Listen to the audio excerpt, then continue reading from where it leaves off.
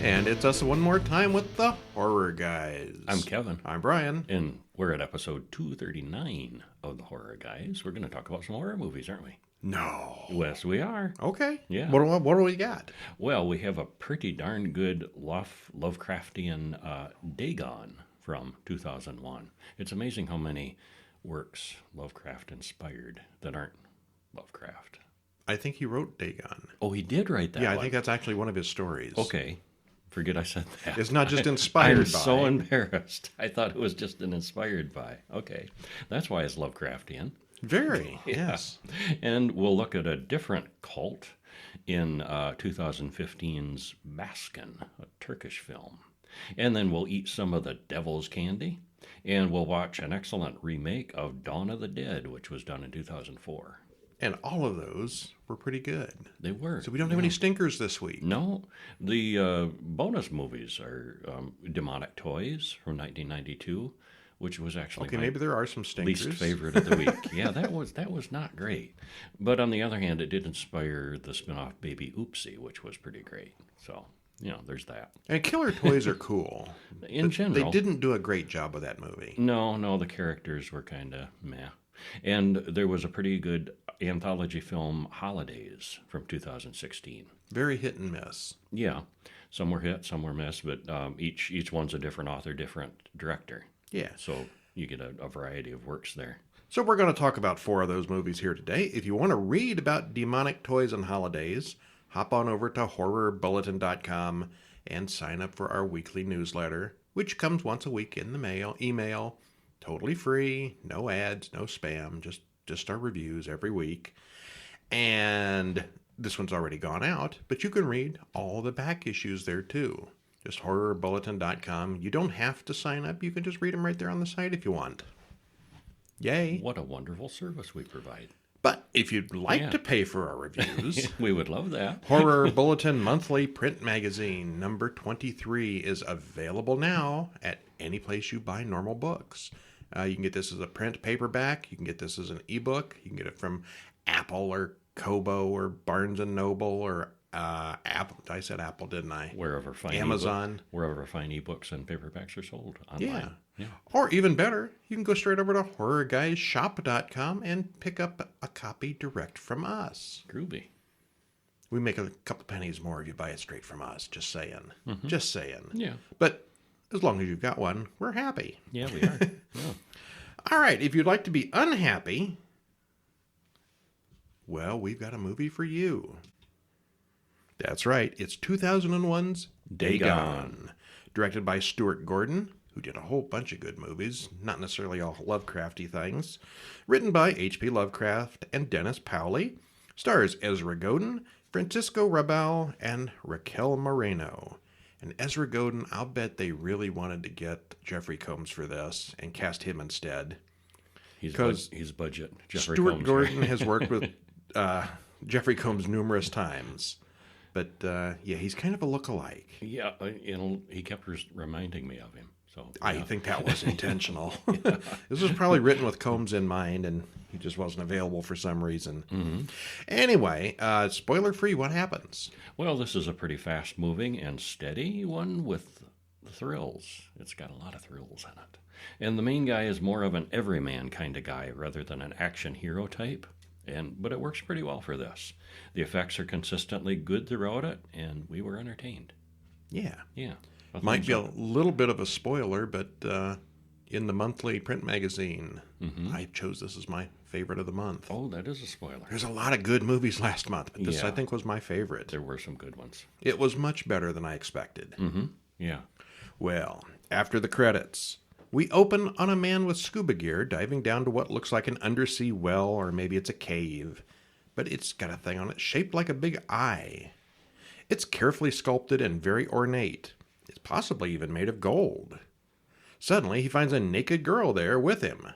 No, she's a mermaid, and she's got huge fangs. Well, Paul wakes up. That was just a dream. His girlfriend Barbara tells him to just enjoy it since they're now extremely rich. He says no, their stocks are going down. He's some kind of business owner or investor or something.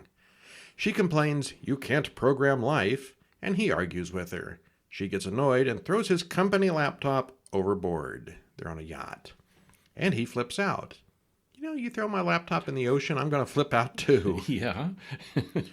Well, Vicky and Howard are on the boat too, and they are amused at the conflict. But suddenly, a storm blows in. And extremely suddenly, and everyone goes below deck to hide. The boat is pushed into some rocks and springs a leak. Vicky is trapped and stuck, so Barbara and Paul take the raft to a nearby village for help.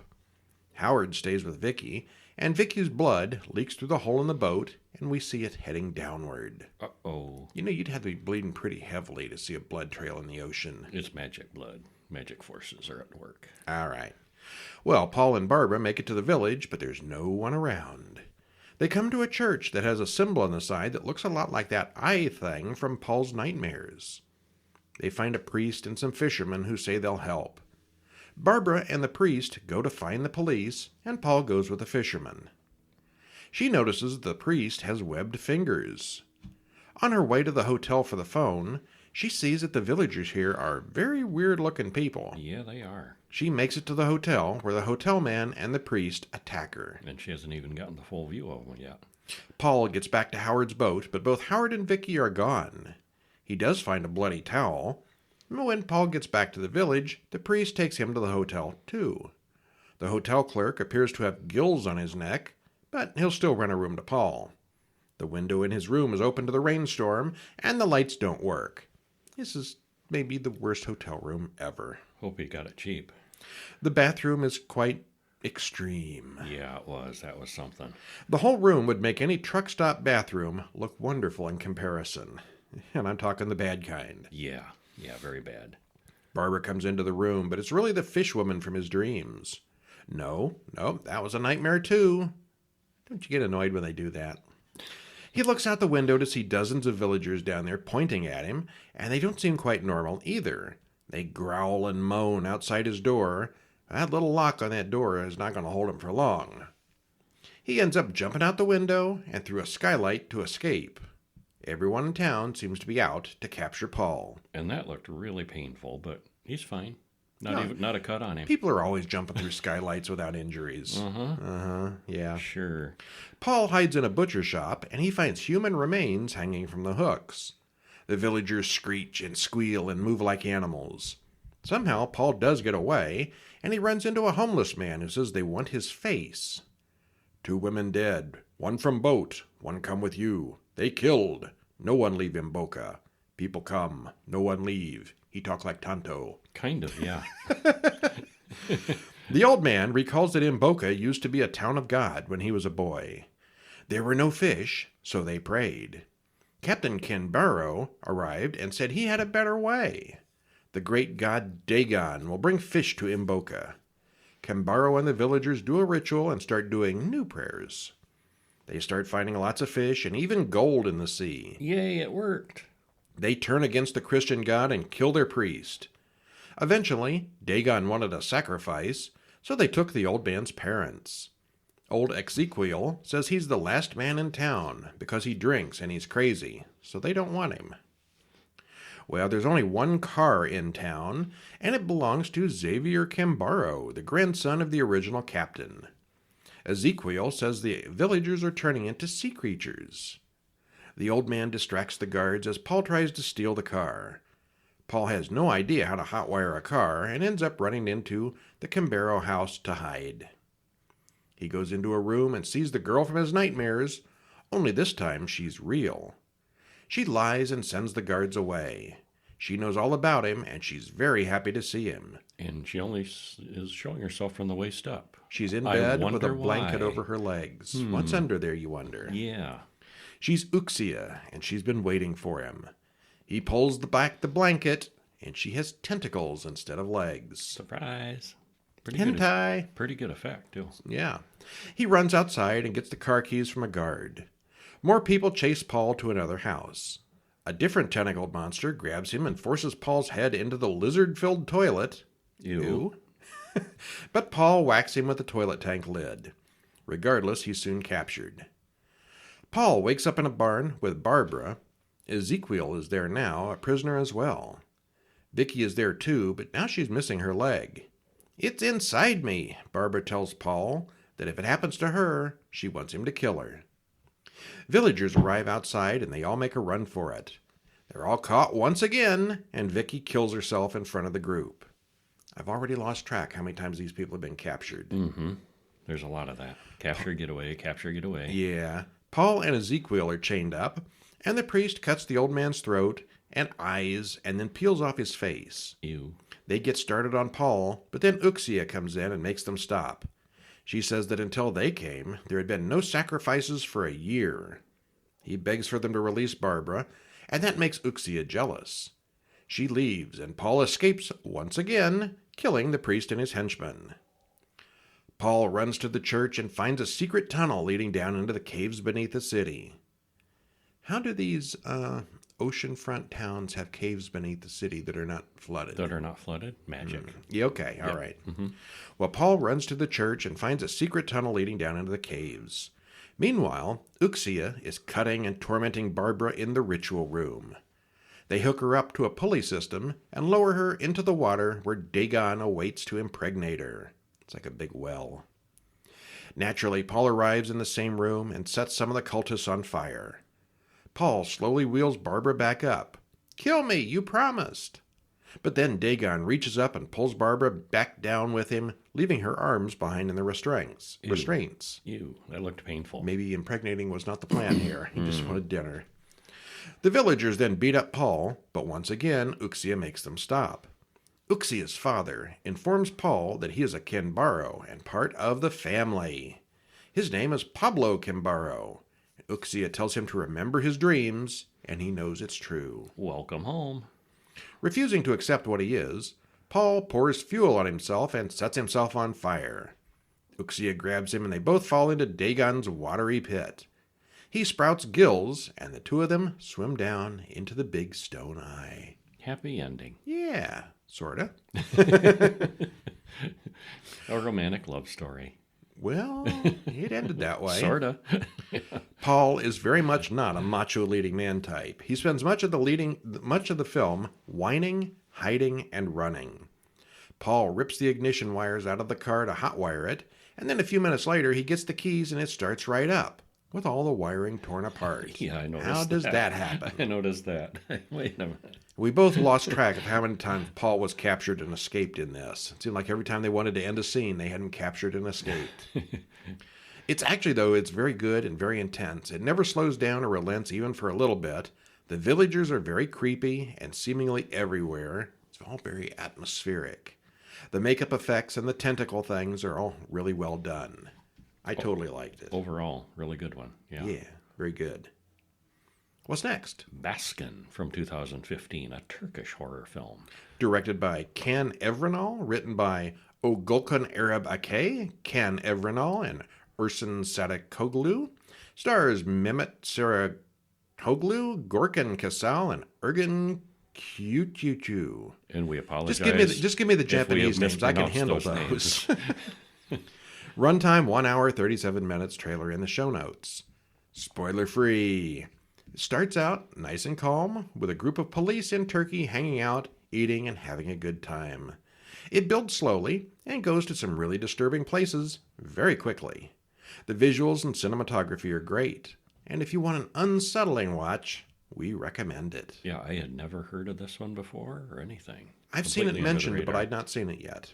So yeah, this was a first for both of us. And I saw someone on a discussion forum, horror discussion, who lives in Turkey and heard about this, like after the fact, and can't find any place to watch it. And he's in Turkey, and it's a Turkish film, so something's messed up Is there. banned because it's too true. Maybe, yeah, it's a documentary. It's a documentary, yes. Yeah, yeah. Well, we start out with a little boy hearing his mother moaning in their bedroom. It sounds painful, so he goes to watch TV to drown it out. Well, a weird bloody hand reaches for him. He bangs on his mother's door, but the hand gets him. Credits roll. You knew. Yeah. Well, we cut to a police van sitting outside a building. A man wearing a raggy cloak walks in carrying a bucket of meat. 5 policemen are inside eating dinner. The bucket man brings the cook some strange-looking meat. The policemen brag about which animals they've had sex with, and it's not clear whether they're all joking or not. It's very not clear. Yeah, but they're having some body talk, and it's clear they all get along and know each other fairly well. Well, Safey, one of the cops, he's acting kind of sick and headachy. He goes to the bathroom to throw up, and while the others try to cause trouble with the cook's son. Something terrible happens to the man in the restroom, or maybe he's just going crazy. The police can't decide. We don't really see anything happen to him. He just kind of stares in the mirror and starts screaming. Yeah, so he has some vision or something. They think it's probably just claustrophobia. Well, Safey soon recovers, and the 5 men drive away. And then we have a musical number as they all sing along in the van with the radio. Well, eventually they do get an actual police call on the radio and reply that they'll check it out. Somebody needs backup. And then the radio fails. Well, Safey says he's heard lots of bad stories about this place ever since he was a child. He knows where it is, but he's really, reluctant to go there. Oh, so they head there. Suddenly a naked man runs across the road. They all get out to look for him. They don't find him, but they do find hundreds of frogs. There's a lot of frogs in this movie. There is, yeah. Well, they get back in the van and drive on until they hit something else. They don't quite see what it is. It's just a blur. Crash off the road into the water. And then we cut back to earlier in the restaurant, and the men are talking calmly. The youngest cop, Arda, tells the oldest cop, Ramsey, about a childhood friend who saw his father's soul leaving his body. He was the little boy in the pre-credit sequence, and that was all just a dream. But it turns out his friend had been killed by a car that very night. Ramsey says to look around. They're not the only ones in the place. There's like a shadowy figure in the other room. And everything gets very strange. Starts raining blood inside the place. He falls backwards into the water and wakes up being pulled out of the van, which drove into the river. So he was just having kind of a flashbacky nightmare dream. Yeah, as he got knocked out from the impact. Well, suddenly a giant of a man appears with a lantern, guides them all back up to the road. The man's family and a bunch of people are there, and they have a lot of buckets of frogs. More frogs. Meat. Yeah. Well, the cops still don't know who or what they hit, and they all are panicked a little bit. But the family tells the cops the place they were headed is just right there through the trees. Well, the cops insist on being shown the way, so they drag one of the guys along to guide them. The group walks to a big old house, and there's already a police car there with the lights going, and no police. It was the police station back in the Ottoman days, and then it was a stable, and it's abandoned now. Safey starts getting claustrophobic or whatever it is again, and Ramsey calms him down. Their guide bails on him, running back through the woods. He just nopes right out of there. Yep. Yeah, nope. Well, they all go inside looking for the missing policeman into the huge dark building. They find one of them, who was there earlier, banging his head against the wall. Man is too shaken up to speak, but he does point into the next room. Safey follows some frogs and finds a bunch of people chained up in various bondage gears and bondage situations, it looks like, but they attack him. The other cops go downstairs, and in other rooms they find lots of strange ritual things and drawings. Apo finds people chained up and in cages, while Arda finds a freaky butcher or two. And then they notice him. And all the men soon find themselves running through caves being chased by naked, crazy animal people. There's a lot of people chained up in cages here. You'd think somebody would have noticed by now. Yeah, you'd think so. Well, it's Turkey. Yeah, well, and it's cold, and there's some dark magic going on, so, yeah. A lot of missing people, though, if they're all stuck in those cages. But dark forces are conspiring against them, so. All right. Yeah. Well, we cut back to Ramsey and Artie sitting in the restaurant again. Ramsey admits that he used to see these creatures when he was little, and this has been going on for a long time. Well, all the cops wake up in a dungeon, chained to the walls. There's some kind of bloody orgy ritual going on, and there are a lot of people there. Their leader comes in, and he's something. He's the father. And everything gets quiet. He welcomes them cheerfully, and he proselytizes that hell is not a place you go. You carry hell with you at all times. You carry it within you. Well, Father then reaches into Apo's slit stomach and disembowels him. He's basically a cult leader, and these weird, twisted people are his followers. Yovzi is next. Yavaz? I'm not sure how to pronounce One that. of the other Yes, cops. one of the other cops is next. Father pokes his eyes out deeply. Yeah, that looked painful. Yeah, but it gets worse. Father's creepy assistant opens a door, and a woman wearing a goat mask crawls out. Or maybe it's a mask. They both, It's a little hard to say. yeah, they both make the now blind officer have sex with her. He keels over, and a tarantula crawls out of his mouth. And I wonder if that was supposed to be symbolic of his soul leaving the body. Could be. Yeah. Could be. Yeah. Ramsey simply gets his throat cut, and this only leaves young Arda. Well, somehow he gets loose. He beats Father to death with his step stool. Arda makes his way back outside, laughing all the while. He runs down the road in the dark, and we get a flashback to the pre-credit scene with young Arda, and then Arda gets hit by his own police van. Boom. It's in some kind of time loop. Oh, he was He the was one what they hit. Okay. Yeah. Yeah. Yeah. Well, okay. Next time we're vacationing in Turkey, remind me to never call the police. It's more trouble than it's worth. Baskin means incursion, if you were wondering. I kept waiting for somebody named Baskin to show up. No, that just means incursion. Mm-hmm. It starts off pretty slow, but once it gets going, it's way off the rails.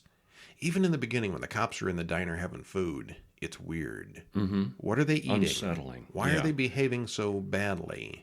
Who is that guy with the bucket of meat? Yeah, It's and weird what right kind- away. And what kind of meat is that? Yeah. It seems suspicious. But we saw the butchers later, so it's not maybe that suspicious. Yeah.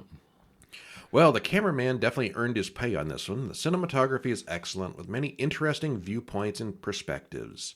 The camera just moves through windows and under furniture, and it's weird. Mm-hmm. Very well done. The character Father is one of the creepiest movie monsters ever, simply because he really looks like that.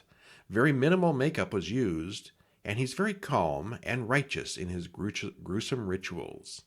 He's like 4 feet tall, got these huge lips and baggy face. He's a neat-looking guy. Bald-headed. Yeah, he's very unique looking. Yeah. And he's done just very little else. Mm-hmm. It's a very, very weird movie. Yeah, it is. But we both liked it. Very much. Yeah, it was a good one. Would highly recommend. And another good one, Dawn of the Dead. 2004, directed by Zack Snyder, the Justice League guy. I think this may have gone the way he wanted it, though. Mm-hmm. Written by George Romero and James Gunn, stars Sarah Polley, Ving Rhames, Jake Weber, and Mekhi Phifer. Hour and 41 minutes, trailer in the show notes. You know, we haven't actually done the original Dawn of the Dead yet. We could. We could. We could, but we've seen this one, and it's so good. Of the original trilogy, I think the original Dawn of the Dead is the best of the three. The original. Day of the this one. This one. The yeah. second movie, the one in the mall, is the best, Mhm. I think. Yeah. I And think then so, this too. one is the remake, and I it think may this be the is best of the whole bunch. Best of all 6 of them. Yeah. Spoiler free, what happens? This was quite an excellent remake. Things were updated while staying true to the original 1978 original. So it's got, a modern mall with all the modern stuff. Well, modern for the time. It's not modern now. But it's got great effects, steady action, lots of gore, and characters that you care about. I don't know. I think it holds up pretty well. Yeah. Nobody's got cell phones in this, but other than that, it could be today. Yeah. Mm-hmm. Pretend the cell phone 19 years service old. went out, and it Malls would still haven't be the changed same. that much. Yeah. Malls? Malls? You mean like with Malls, stores? yeah. They still have those? Yeah, somewhat. They do a little bit. Yeah. So spoil the heck out of it for us. Well, we open on a hospital, and there's a patient with a bite on his hand. They suspect some kind of brain injury because he just isn't behaving right. Anna is a nurse, and she gets off shift and heads home to the suburbs. She hops into the shower with her husband, Louis, and misses a special news report on the TV. Things are breaking out. Louis wakes up and finds little girl Vivian in their room. She tears his throat out with her teeth. Anna locks out Vivian and does first aid on her husband, but it's clearly not going to help. She calls 911, but all circuits are busy.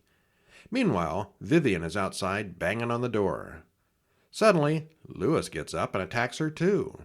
She crawls out the bedroom window just as he breaks through the door. Now, I didn't quite catch their relationship, so was this actually Lewis's daughter? And not both their daughters? Well, they're a married couple. Assuming he was not surprised to see the little girl in their house, I assume he's one of their daughters. Yeah. Oh, yeah, that was clear. But I kind of had the impression it was... Wasn't hers? Yeah. Yeah, maybe. Yeah, because she didn't seem that broke up. I mean, she was upset, of course, because, had a child. But, I think if it was her child, she would have been more upset. I don't know. Maybe. That's the impression. You're probably right. That's the impression I had. They don't last long, so it doesn't matter. It doesn't. Yeah, they don't. Yeah. Well, she gets a look at the neighborhood outside her window, and things have gotten somewhat chaotic out there. We see that something bad has happened basically everywhere, as she has a wild drive through the apocalypse.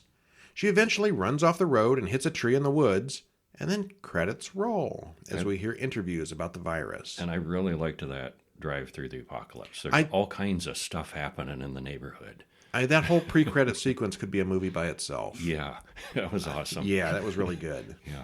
Well, when Anna wakes up, there's a cop pointing a gun at her. He's Kenneth, and he's not infected. The pair soon join up with Michael, Andre, and Luda, who is pregnant. They're headed to the mall, and Kenneth and Anna don't have much choice but to join them.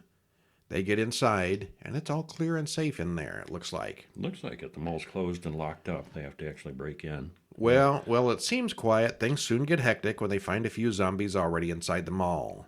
Janitors and stuff. Not perfect. Yeah. They run into 3 armed security guards, led by CJ, who takes all their weapons, and then the group stops to watch the news on TV. Nicole has been bitten, and Kenneth has a non-bite wound on his arm as well. Yeah, there's so many people, you just don't know who is and isn't bitten. Mm-hmm. This isn't the kind that infection kills you right away. It's a slow virus. The group sets out to fortify the mall and dispose of the bodies. More and more zombies start surrounding the place. Maybe it's just out of instinct. They set up a signal on the roof for any passing helicopters, and CJ makes it clear that he's running the show.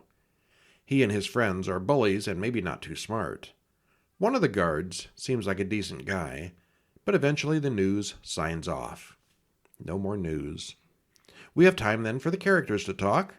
Andre the criminal and Kenneth the cop have a heart-to-heart about the apocalypse.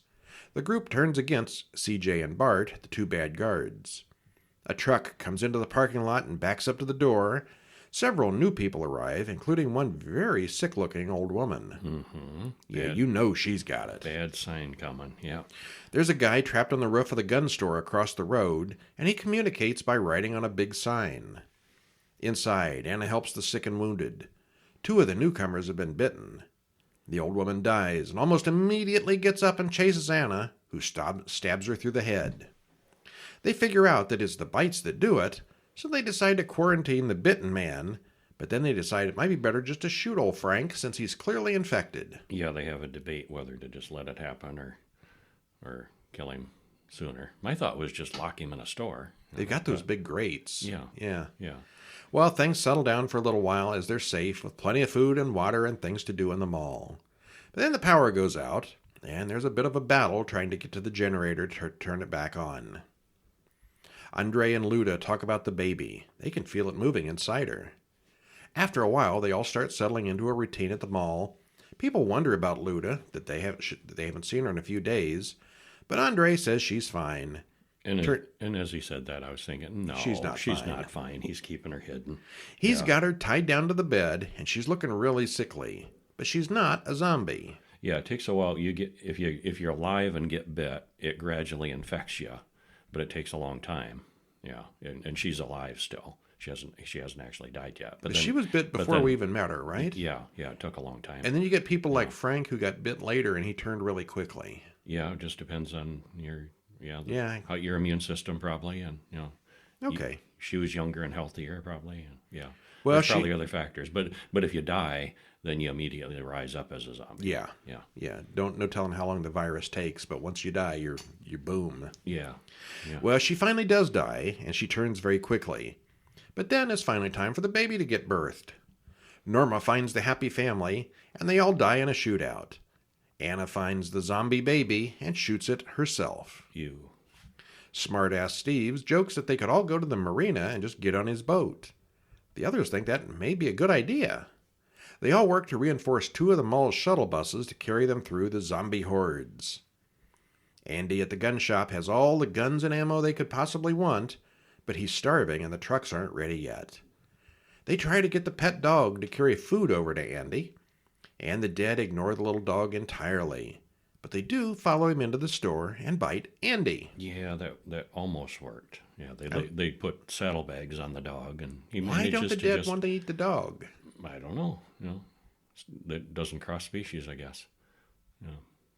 It's still meat. It's meat. Yeah, brains. Yeah, dog brains are not as tasty, I guess. Yeah. Well, Nicole, who's best friends Actually, with the they're dog. not obsessed with brains here. They just want to bite. Yeah. Yeah. Nicole is best friends with the dog, and she goes crazy and crosses the street to save the dog. She makes it over there just fine, but Andy, who has turned, has her trapped there. Some of the group then goes through the sewers to get outside and into the gun shop for more ammo. Why didn't they do that earlier? Didn't think of it. Didn't think it would work. They Plus it's nasty. It's not as nasty as the zombies. That's true. Yeah. They get what they need, but they lose a couple more guys on the way back. The zombies get into the mall, so everyone runs to the elevator and out to the reinforced trucks.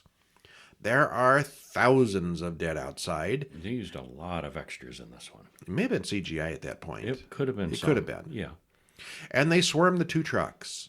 They blow up propane bombs to clear the parking lot and drive on. They drive too fast and bad things happen to one of the trucks. Steve abandons everyone and he pays the price. But they do snag his boat keys. The few survivors get into the remaining truck and head to the marina. CJ blows himself up when he's cornered, which does save the others. He gets a little redeemed there. Yeah, a little. Yeah. Michael gets bitten and chooses to stay behind. Terry, Nicole, Anna, and Kenneth take the boat and sail off into the sunrise. Into the dawn of the dead. Yeah.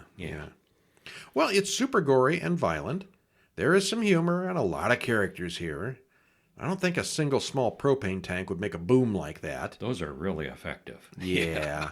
And we get 3 of them here. They use that trick 3 times. Mm-hmm. It never lets up. It's very unrelenting, and it never gets boring. If you like the classic style zombies, the ones that don't just turn immediately like 28 days later, this is one of the best of its type. Yeah, it was really good. Yeah, we both like this one.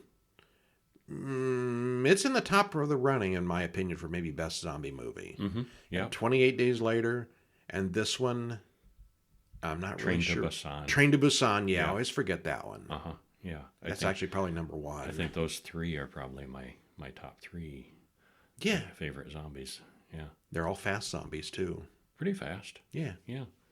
All right, well, what's next? The Devil's Candy from 2015. Yum. I bet it's cinnamon and really hot. Yeah. Written and directed by Sean Byrne, stars Ethan Embry, Shiri Appleby, Pruitt Taylor Vince. 1 hour and 19 minutes. Trailer in the show notes if you haven't heard of this one. It was surprisingly good. Yeah, it was. With a family to root for and an impressive performance from Pruitt Taylor Vince as the wacko. Throw in supernatural element, and we've got a winner that we both liked a lot. Mm-hmm. Yeah.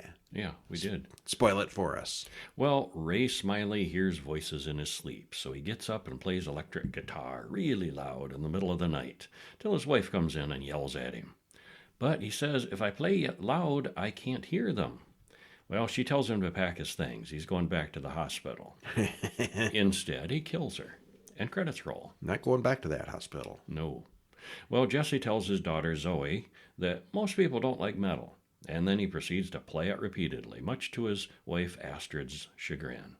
He's an artist, and the whole family is moving out into the country, into a house that was supposed to have belonged to Ray Smiley.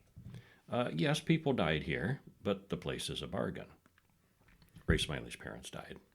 Meanwhile, Ray Smiley lurks around a nearby motel, checks into the place in the most creepy way possible. Yeah, he's a little weird. And he soon starts playing the electric guitar at high volume, which doesn't go over well. The police show up and arrive because of the noise. And without the noise, Ray has to endure the voices. Those damn voices are back. Mm-hmm. Jesse drops Zoe off at school and then returns home, and he also starts hearing voices. But on the bright side, he's inspired to get to work on his paintings. The entire day passes, but he doesn't even notice, and he paints a black upside-down cross. When Ray comes to their door, talks to Zoe about flying V guitars. I need to come home now. This is Mommy and Daddy's house. Well, they're dead, and this is their house now. Jesse tells him he needs to leave now. Ray comes back to the motel and watches a TV preacher talking about Satan and the devil. And he's still hearing voices. Well, the next morning, Zoe finds a flying V and an amplifier on the porch that Ray left for her. It's an expensive gift. Yeah, but he can't play it anymore. No noise complaints. So, Jesse needs money and goes to see Leonard, who runs a gallery. Jesse gets inspiration for a new painting, and Ray kills some kids in the park. They're kind of the same scene. Yeah. He's painting the murderer's victims. Yeah, he's hearing it happen or something. Yeah, some strange crossover is happening. Strange connection. Well, it turns out he drew Zoe on fire, but he also did it on top of his only one painting that he was doing on commission. So he's out of money for that. Out the money, yeah. And he doesn't remember painting any of it. He's having visions and painting them and, kind of zoning out while he does it. Well, Jesse tries to destroy the painting, but the voices won't let him. And we soon find that the kids in the park aren't Ray's first victims. At some point in the night, Ray comes into the house and sleeps in Zoe's bed right next to her. Luckily, Astrid comes in and runs him off, and Jesse comes running in, but he gets kicked in the head, so can't chase him. The police come, tell them to change the locks, maybe move into a motel for a few days. You think? Yeah, no kidding. Well, Jesse stays up all night to watch, but all he sees is a black goat. He keeps having visions. Leonard's people call in the morning, and he wants to come see Jesse's work today. Well, it turns out Leonard loves the work and offers him a show. Your latest work is wonderfully disturbing. Well, unfortunately, Leonard takes all day, which makes Jesse late to pick up Zoe from school again, and a flat tire only makes it worse. When he finally gets to school, Zoe's gone. Ray got her somehow. Well, flash into Zoe, who manages to get out of her duct tape bonds and get out the bathroom window. And she manages to get to the police station and is reunited with Jesse and Astrid. The police tell Jesse about Ray's long history in the mental hospital. The officer reads one of Ray's files. He once said, "I have to feed him children, as children are his candy." The devil's candy. Yep. They want to put the whole family into witness protection, which I don't think is how witness protection works, but, police protection at least. Yeah, they're not really witnesses to anything. Yeah. Well, Ray goes to the store and buys a can of gas and a lighter. Jesse destroys his evil paintings as the family packs to move out. Ray shows up and kills the 2 cops that are on guard outside. Ray opens the front door, shoots Jesse. He drags Zoe off with him once again upstairs and sets the house on fire behind him. Jesse and Astrid do make it outside, but Zoe and Ray are trapped upstairs. Jesse comes up the ladder, and after a brief struggle, he beats Ray with the flying V guitar. The fire gets Ray. Jesse and Zoe make it out. The whole injured family reconvenes in the front yard as their house burns to the ground. Jesse walks into the woods in a trance and finds the location where Ray hid all his bodies. Convenient. Yeah, wrapped up. Well, okay. We did basically like it. Mm-hmm. But Jesse, the actor, looks like a strung-out crackhead from the very first scene. So his descent into madness doesn't really change him very much. It's a small descent. He's weird to begin with. Yeah. Yeah. It's like a half-step descent. They should have made him a little more clean-cut and normal for the early scenes. But he hears the voices and does the paintings, but he never really goes insane in the same way Ray did. No. He wasn't exposed for so long, I guess. Pruitt Taylor Vince as Ray is really good here. He's just about made a career out of playing creeps and serial killers. He's quite batshit here, and totally believable in every scene. And we thought it was surprisingly good. Yeah, we did. Yeah, pretty decent. Did you watch a short? We did. Vestige from 2023. Directed by Joe Simmons, written by Joe Simmons, and Gwynnie Lindell Benedictson. Stars Ben Hackett, Steve Evans, and Corin Silva. 12.5 minutes. This is doing the festival circuit right now, but there is a trailer you can watch, which we link to in the show notes. What happens? So we got to see it early. We did. Yeah. And I get to say this is Lovecraftian, and it really is. It very definitely Because is, it's yes. not by Lovecraft, but it certainly is. Yeah. Well, a young guy walks along the beach as a voiceover talks about music. The voice then reminds him to look under the rocks for fossils. He cracks open a rock, finds a strange fossilized creature inside. It's magnetic or something, and it affects his tape recorder when he gets it close to it. Well, later, his grandfather says the boy's father recorded hundreds of tapes before the accident. He starts listening to the old tapes of his father's voice, and he finds strange things on it. Yeah. Old technology is kind of fun and all, but who knew cassette tapes would ever be cool again? They're cool in this, and they're perfect for the story. They work. Yeah. It's not quite clear what's going on for quite a while, but the acting is good, the locations are excellent, and the mystery is unexpected. Will Lucas find his missing father? And if he does, is that a good thing? We liked it. We liked it, yes. Yeah, that's Vestige. Yeah, keep an eye out for that one. Vestige. Vestige. Okay, and that's all we're going to talk about today. If you'd like to read about Demonic Toys from 1992, where the characters weren't very interesting and it was hard to root for, But the practical effects were pretty cool. good. Yeah, the toys were cool.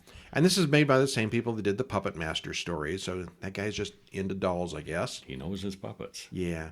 And then there's Holidays from 2016, which has a whole bunch of different segments, one for each holiday. There's one for Easter and St. Patrick's Day and Valentine's Day, Mother's Day, Father's Day, Halloween, Christmas, and New Year's.